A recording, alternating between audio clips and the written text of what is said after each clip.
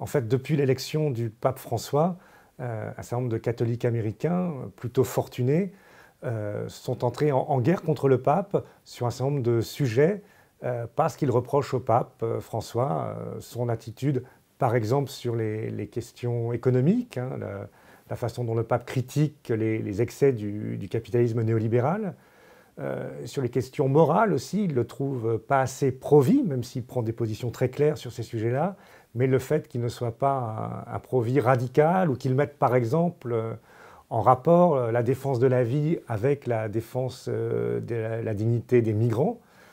ou encore son opposition à la peine de mort, qui est un marqueur important aux États-Unis, où même les catholiques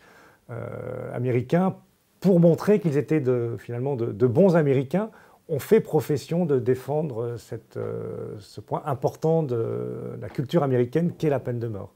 Ces catholiques américains qui sont en guerre contre le pape sont principalement des laïcs. Historiquement, le catholicisme américain a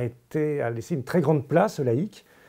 Et depuis la fin des années 90, un certain nombre de laïcs fortunés ont aidé le catholicisme américain et les évêques, les diocèses, en subvenant aux besoins de ces diocèses, par exemple en payant les frais de fonctionnement, voire en payant aussi, à un moment où le catholicisme américain était confronté aux affaires d'abus sexuels, en aidant à payer les dommages et intérêts énormes qu'il a fallu débourser. Donc, ces catholiques américains ont pris un grand pouvoir dans le fonctionnement du catholicisme américain, quitte à imposer effectivement leur thématique, que ce soit leur thématique morale, économique, hein, puisque ce sont des fortunes qui se sont faites justement grâce à ce capitalisme néolibéral, et donc naturellement ils le défendent. Donc tout ça fait que le discours de François les chiffonne. Ce sont aussi des catholiques qui ont beaucoup, pendant longtemps, financé le Vatican et qui, d'une certaine façon, essayaient de peser d'abord sur le Vatican en disant le pape François doit changer de discours. François a refusé finalement ces menaces au porte-monnaie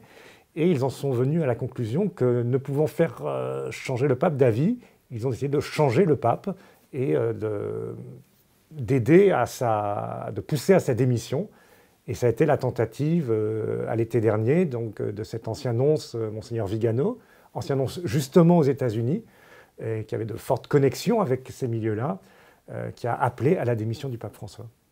Alors effectivement, cette tentative de coup d'État a échoué, d'abord parce qu'ils ont sans doute sous-estimé la fidélité et la loyauté de la curie romaine, de l'entourage du pape sur ces questions-là, même si cette curie peut renacler sur les réformes qu'a lancées François. Malgré tout, le pape est le pape et on n'est pas prêt à Rome à sauter ce pas de renverser le souverain pontife. Mais à côté de ça, même s'ils ont échoué dans cette tentative, ces grandes fortunes américaines continuent à travailler, peut-être pour le prochain conclave. Ils ont mis beaucoup d'argent, par exemple, pour monter des dossiers sur un certain nombre de cardinaux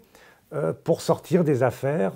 au fur et à mesure qu'ils vont trouver, lancer des rumeurs pour décrédibiliser des candidats potentiels à la succession du pape François. Ce qu'il y a en jeu derrière, hein, c'est cette action du pape François que ces catholiques américains veulent empêcher. Derrière se joue toute la réforme à la fois de la curie romaine et plus largement la réforme de l'Église que le pape François veut impulser. Et c'est là-dessus que ces catholiques veulent à tout prix empêcher François d'agir. Donc, ce qui est intéressant, c'est que François, justement, a trouvé les ressources, à la fois aussi dans son entourage, mais aussi des ressources intérieures, parce que François est un jésuite, et chez lui, on va dire, la politique est toujours inséparable de l'intériorité, et il a pu trouver une façon de résister à ces attaques, et à justement continuer, avancer dans sa réforme. Et c'est finalement comme ça qu'il combat ces attaques, c'est en résistant et en avançant toujours plus loin dans la réforme de l'Église qu'il veut.